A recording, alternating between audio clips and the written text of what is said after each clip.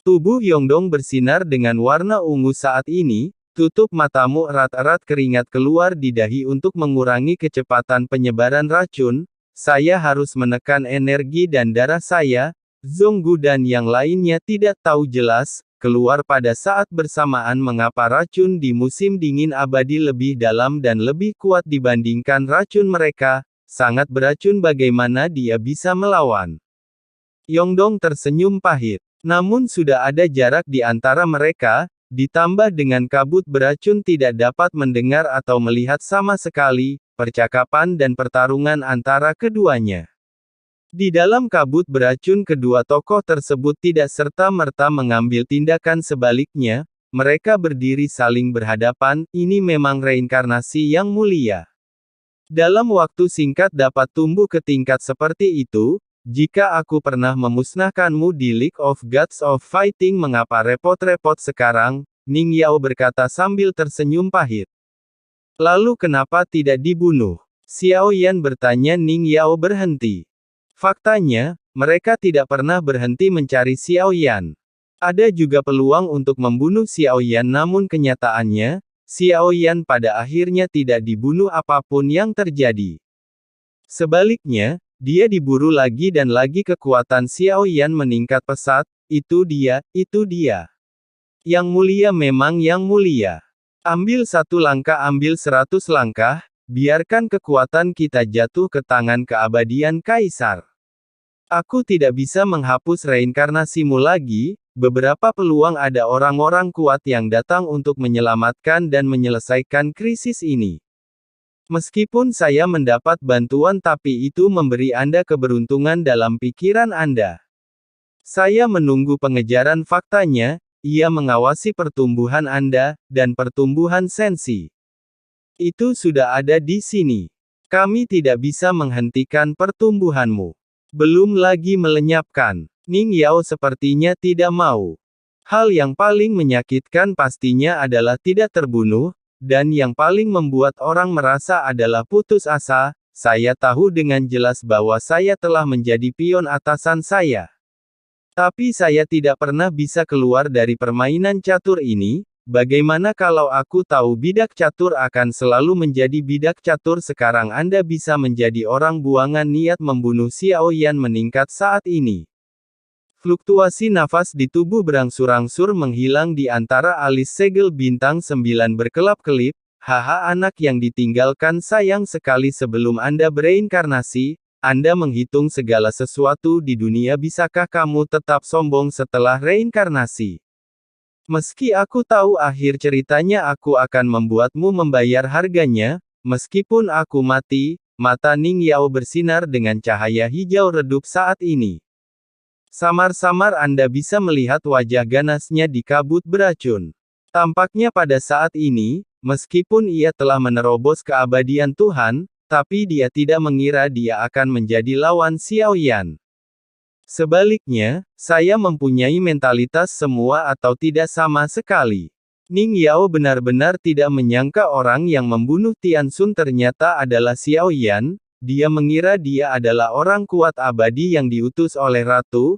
Masih ada secercah harapan, tapi jelas bahwa kita sedang menghadapinya itu hanya Xiao Yan. Kaisar abadi. Ning Yao tidak percaya diri sama sekali, hanya karena dia adalah reinkarnasi yang mulia. Terlalu banyak perubahan yang terjadi, belum lagi kekuatan yang dangkal. Pada saat ini Ning Yao mengetahui semuanya dengan sangat baik, tujuannya juga sangat jelas, tidak bisa membunuh Xiao Yan, tapi cobalah semuanya, kami juga ingin Xiao Yan melepaskan lapisan kulitnya. Ning Yao memiliki mentalitas kematian tertentu seperti yang diketahui semua orang. Di kulit Xiao Yan saat ini itu sudah diisi dengan warna biru dan ungu racun. Di sini menyebar dengan cepat ke dalam tubuhnya. Xiao Yan sudah memiliki pil detoksifikasi bermutu tinggi di mulutnya. Sebelum dia menggunakan kekuatan dewa aslinya, Anda harus menggunakan kekuatan pil detoksifikasi untuk melawan racun. Saat ini, wajah Xiao Yan serius. Sementara Ning Yao takut padanya, kenapa Xiao Yan juga tidak takut pada Ning Yao? Kedua belah pihak mempunyai pemikiran masing-masing. dan mereka semua sangat takut satu sama lain. Yang tidak diharapkan Xiao Yan adalah itu, Ning Yao benar-benar berhasil menembus keabadian ilahi di sini, mau tidak mau membuat Xiao Yan merasa curiga. Ning Yao mengandalkan sesuatu di sini untuk menerobos keabadian ilahi. Racun di sini. Xiao Yan tidak berpikir bahwa ini cukup untuk mencegah Ning Yao menerobos keabadian Tuhan bahkan di sensi. Jelas mustahil untuk menerobos karena suatu jenis racun pasti ada alasan lain. Saya punya keraguan sebelumnya setelah melihat terobosan Ning Yao, hampir yakin orang kuat yang memasuki tempat ini, beberapa orang kuat yang luar biasa kehendak makhluk abadi dan iblis akan memilih untuk membantu. Berapa yang dibayar Ning Yao? Kehendak makhluk abadi dan iblis sebenarnya akan membantunya menjadi dewa yang abadi. Xiao Yan bergumam di dalam hatinya, meskipun dia juga menyetujui keinginan makhluk abadi dan iblis, tapi itu hanya janji lisan kehendak makhluk abadi dan iblis memberi Xiao Yan 3 jalur keberuntungan abadi dan iblis. Tapi dibandingkan dengan membiarkan Ning Yao menerobos keabadian ilahi, nilai keberuntungan ketiga makhluk abadi dan iblis ini sebenarnya tidak rendah. Awalnya, Xiao Yan ingin meninggalkan bagian terakhir dari keberuntungan abadi dan iblis. Tapi sekarang tampaknya nasib makhluk abadi dan iblis tidak bisa dihindari, tapi kecuali situasinya sangat menyedihkan Xiao Yan masih akan menggunakan kekuatannya sendiri untuk melawan Ning Yao. Jika itu adalah Xiao Yan abadi dari dewa lain, dia mungkin tidak memiliki kesempatan. Tapi aura Ning Yao saat ini tidak stabil, rupanya dia baru saja menerobos keabadian Tuhan, tidak dapat beradaptasi sepenuhnya dalam waktu singkat. Sekarang Xiao Yan masih punya kesempatan.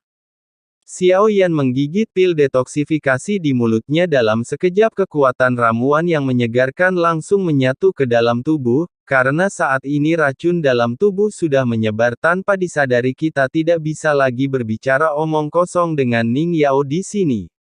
Di bawah telapak kaki, kilat seperti sutra muncul. Bang Xiao Yan tiba-tiba bergegas keluar saat dia muncul. Dia sudah mendekati Ning Yao. Qi dan darah melonjak deras di tangan Xiao Yan, sebuah pukulan yang mengandung kekuatan yang menakutkan, lalu dia menyerang ke arah Ning Yao.